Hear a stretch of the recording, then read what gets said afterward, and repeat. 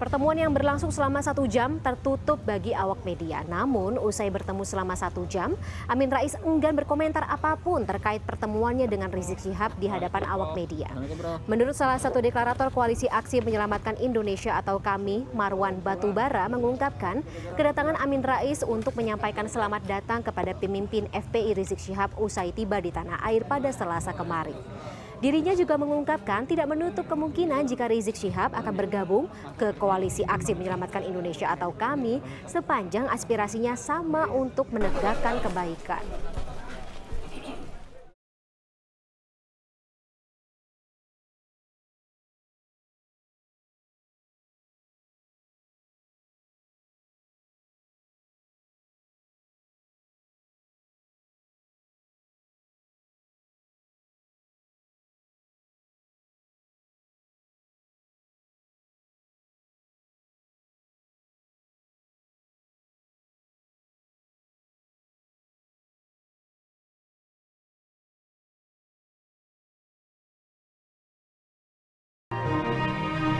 Di Semarang, salah seorang warga yang aktif menjadi pegiat media baru atau YouTuber adalah Bambang Sadono, mantan anggota DPR RI periode 2004-2009 dan anggota MPR periode 2014-2019. Sosok yang pernah malang melintang di dunia pers ini aktif membuat konten edukasi politik dan promosi kebudayaan yang disiarkan lewat kanal YouTube-nya Inspirasi Jateng dan Inspirasi Bangsa. Konten yang ia unggah pun mendapat respon positif dan animo yang cukup besar dari masyarakat Jawa Tengah.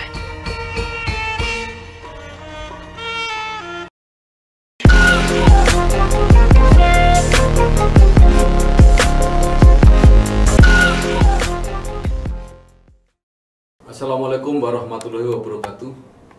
Kembali bersama saya Bambang Sadono di channel Inspirasi untuk Bangsa.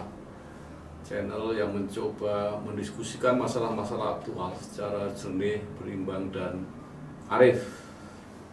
Kali ini kami akan mendiskusikan mengenai fenomena kembalinya Habib Rizik Syihab atau HRS ke Indonesia dengan berbagai tanggapan pro dan kontra. Magnet politik Habib Rizik bagi Indonesia. Kepulangan Habib Rizik Syihab atau HRS ke Indonesia setelah 3,5 tahun berada di Arab Saudi disambut dengan pro dan kontra. Ada yang sangat fanatik, emosional, dan ada yang penuh kecurigaan dan kesalahpahaman. Tetapi ada juga yang cukup rasional. Pertanyaan rasional antara lain ditulis oleh seorang pengamat politik yang cukup diperhitungkan di Indonesia, Denny J.A. Jokowi hanya kalah di pemilih FPI dan alumni 212. Namun masa FPI dan alumni 212 kurang dari 1% dari total populasi umat muslim di Indonesia. Ya, dari hasil analisa dan hitungan statistik LSI, dukungan dari Habib Rizik Syihab beserta FPI dan alumni 212 justru memberikan kerugian bagi Prabowo Subianto. Dengan mendapat dukungan dari kubu Habib Rizik Syihab, pemilih minoritas dan Islam moderat mengalihkan dukungannya ke Jokowi Maruf Amin. Denny Jaya mengaku tak ambil pusing dengan adanya tudingan yang menyebut LSI tidak independen dan memihak kepada paslon 01. Denny Jaya menyatakan rekam jejak LSI dalam merilis hasil quick count sejak pemilu tahun 2004 tidak pernah meleset jauh dari hasil hitung KPU. Artinya untuk pertama kalinya dalam sejarah pemilu presiden sejak reformasi, golput di bawah 20%. Denny bertanya, akankah Habib Rizik menjelma menjadi kekuatan yang menyatukan Indonesia? Ataukah ia justru menjadi kekuatan yang membelah Indonesia? Dalam pro dan kontra yang emosional, bahkan membelah secara ideologis. Pertanyaan itu muncul setelah Denny melihat antusias ribuan massa yang menjemput kepulangan Habib Rizik dari bandara. Menurut Denny, massa menyebut dengan dominasi warna putih, sholawat Nabi Shallallahu Alaihi Wasallam, juga takbir Allahu Akbar.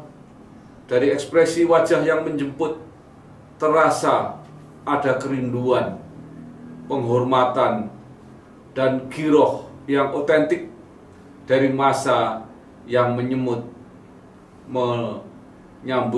pemimpin agamanya.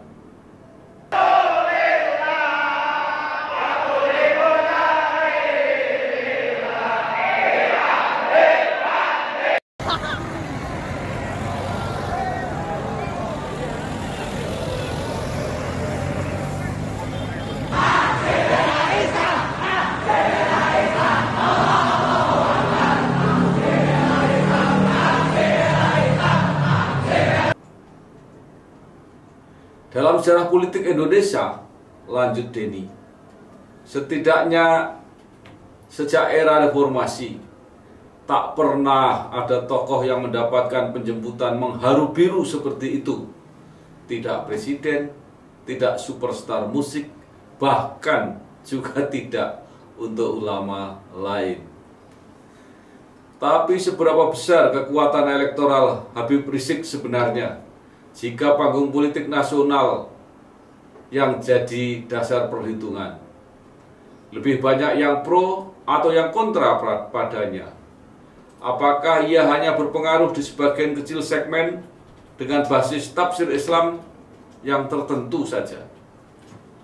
Jika seorang calon presiden mendapatkan dukungan dari Habib Rizik, itu akan menguntungkan atau justru merugikannya? Tanya Denny JA. Lepas dari perhitungan menguntungkan atau merugikan, beberapa tokoh politik mulai melakukan silaturahmi dengan HRS. Wakil Ketua Umum Partai Gerindra Fadlizon misalnya juga menyambangi kediaman Habib Rizik Syihab di Petamburan, Tanah Abang. Bahkan Fadlizon berbicara soal kemungkinan kunjungan Menteri Pertahanan Prabowo Subianto ke kediaman Habib Rizik.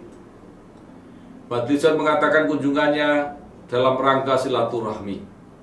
Dia mengaku sudah sering bertemu Habib Rizik dalam beberapa kesempatan di Arab Saudi. Sebelumnya juga beberapa tokoh seperti Profesor Dr. Amin Rais juga berkunjung ke kediaman HRS. Termasuk juga Gubernur DKI Jakarta Anies Baswedan juga ikut menyambut kembalinya Imam Besar Front Pembela Islam FPI tersebut di rumahnya. Diskursus yang tak kalah penting setelah HRS tiba kembali di Indonesia adalah gagasannya tentang revolusi akhlak. Memang belum utuh benar gagasan Habib Rizik mengenai revolusi akhlak ini. Namun antara lain ia menegaskan ketidakadilan harus dijadikan musuh bersama. Saya sampaikan sekali lagi dan mengajak siapa saja untuk melakukan revolusi akhlak, katanya. Rencana revolusi akhlak Rizik pernah ditanggapi oleh juru bicara Wakil Presiden Ma'ruf Amin, yaitu Mas Duki Baidowi. Mas Duki mengatakan revolusi akhlak merupakan tugas para ulama dan habaib. Kalau revolusi akhlak, semua ulama, semua habaib punya tugas untuk melakukannya. Karena Nabi itu kan ada hadis yang mengatakan bahwa Nabi pun diutus semata-mata untuk menyempurnakan akhlak, kata Mas Duki. Dia berharap revolusi akhlak yang digelurakan Rizik akan membuat Indonesia aman dan tanpa gejolak. Artinya revolusi akhlak itu adalah tugas ulama dan tugas ahli waris Nabi. Jadi kalau Habib Rizik seperti itu, ya itu sama dengan tugas-tugas yang sudah dikerjakan para ulama, tambah Mas Duki. Wacana lain yang menjadi perbedaan dan kemungkinan bisa menjadi sumber kesalahpahaman adalah ketika pemimpin Front Pembela Islam FPI Habib Rizik mengaku siap melakukan rekonsiliasi dengan pemerintah asalkan kriminalisasi ulama dihentikan.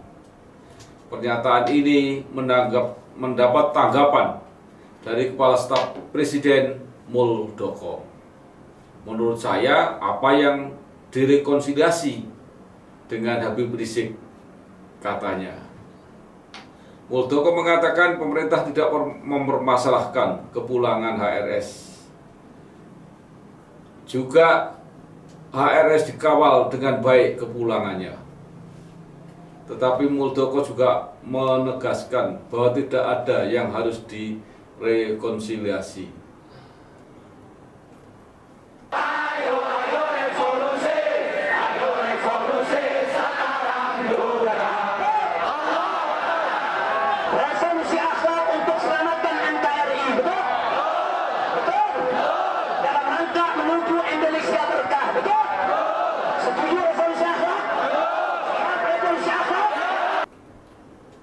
Di samping diskursus masalah-masalah yang strategis di bidang politik atau sosial, kehadiran HRS juga diwarnai dengan berbagai berita yang membutuhkan tafsir tersendiri. Misalnya berita tentang seorang prajurit TNI Angkatan Udara yang membuat video saat menyanyikan lagu sambutan atas kedatangan Habib Rizik Syihab yang kemudian viral di media sosial. Ternyata kemudian ditahan oleh POM TNI AU. Dalam video yang viral di media sosial itu, Serka BDS memakai pakaian dinas lapangan TNI dengan pet biru khas TNI AU. Saat bersenandung, ia menurunkan separuh maskernya. Pada video berdurasi 24 detik itu, Serka BDS bernyanyi dengan nada-nada religi. Kata-katanya diganti dengan kalimat penyambutan kepada HRS. Kepala Dinas Penerangan TNI AU, Marsma Fajar Adrianto, membenarkan pria tersebut memang prajurit TNI AU. Serka BDS merupakan salah satu personil dari Satuan Pemeliharaan yang bermarkas di Komplek Lanut Halim Perdana Kusuma. Memang itu anggota TNI AU. Dia sudah melanggar hukum disiplin militer.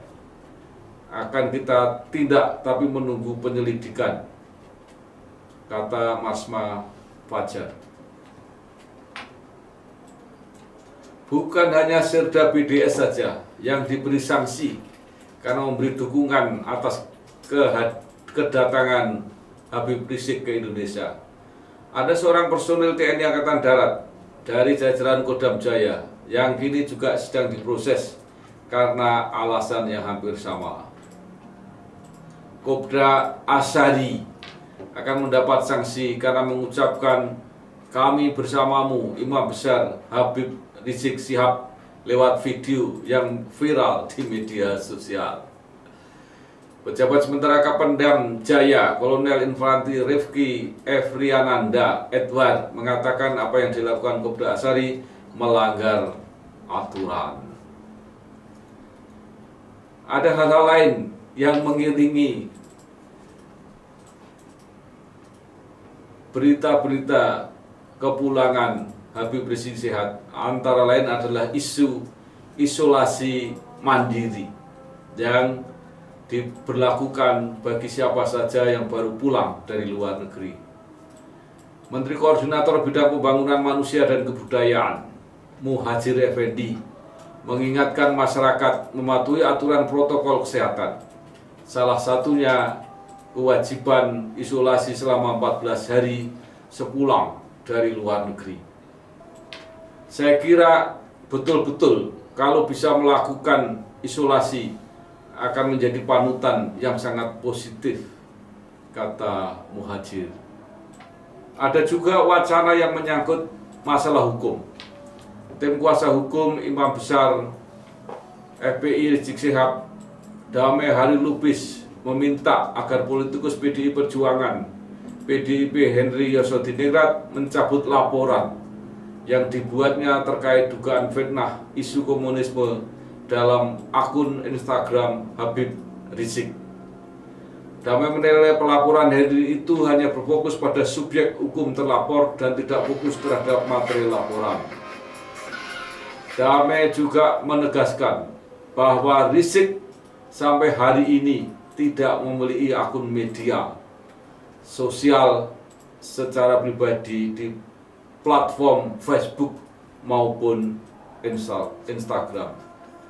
Sebelumnya Henry sempat melaporkan pemilik akun Facebook satu channel dan Instagram bernama Habib Rizik ke Polda Metro Jaya atas dugaan menyebarkan fitnah terhadap Henry dengan isu komunisme dan musuh Islam pada pertengahan tahun 2017 yang lalu.